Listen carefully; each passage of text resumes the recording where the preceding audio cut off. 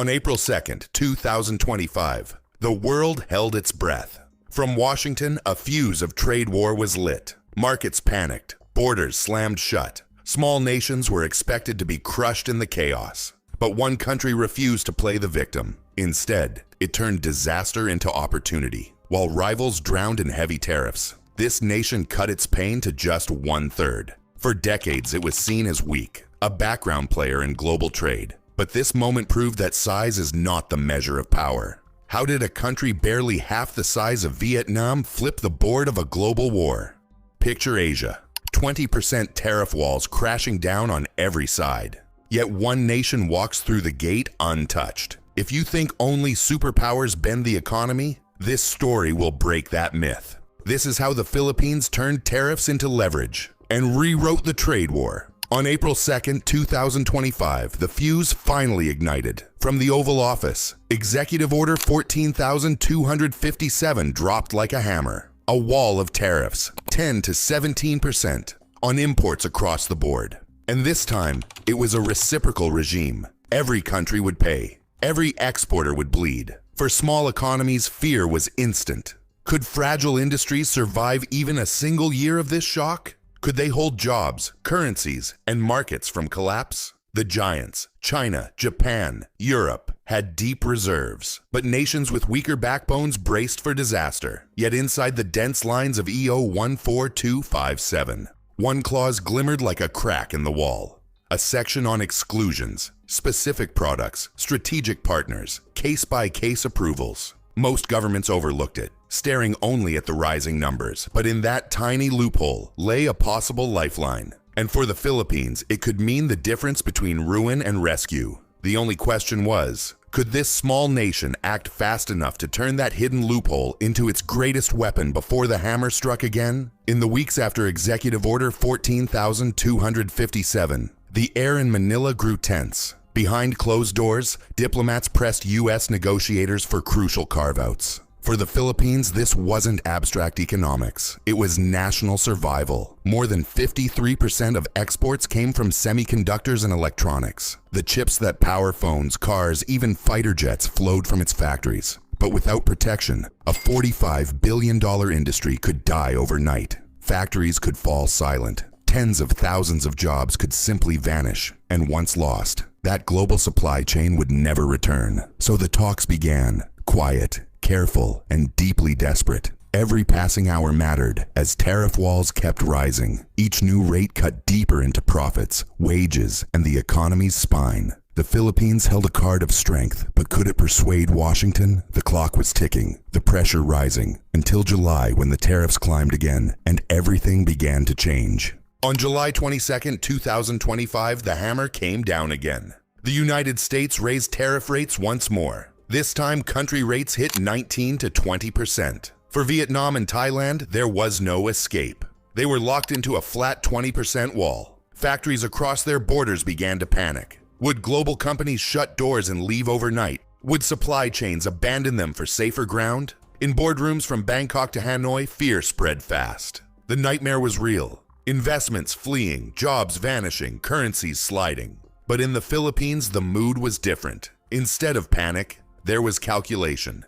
Because buried deep in the fine print of Executive Order 14,257 still lay those tiny exemptions. While others saw only locked doors, Manila saw a half-open gate. A chance to protect its lifeline industries while rivals took the full hit. It was a gamble, reading the rules faster than the giants. But the question was simple. Could these exemptions really shield its most valuable exports? On July 31st, 2025, a new order hit the wires. Executive Order 14,328, the tariff annexes. Buried inside was Annex 2. And in those pages lay a hidden weapon, because Annex 2 carried the golden list of exemptions. Semiconductors, integrated circuits, diodes, displays, the very heart of the Philippine export machine. These were the goods that kept factories alive, the products that fed global supply chains. And while rivals paid the full list price, Manila's exports slipped straight through. Every chip leaving Philippine ports avoided the 20% hit. Every container gave buyers one more reason to shift orders from Hanoi and Bangkok to Manila. For the first time, the small archipelago had leverage. It wasn't just surviving the trade war, it was starting to bend it. Neighbors scrambled, but the Philippines had found its shield. A loophole written in Washington had become a weapon in Manila. But how much difference could a single exemption really make? When the dust settled, the numbers told the real story. Inside Congress, lawmakers pulled out calculators.